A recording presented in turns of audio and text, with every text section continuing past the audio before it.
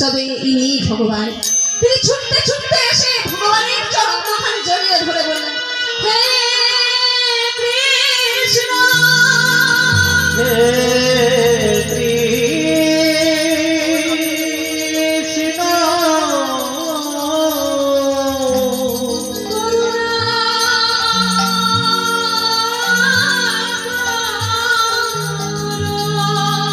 করুণা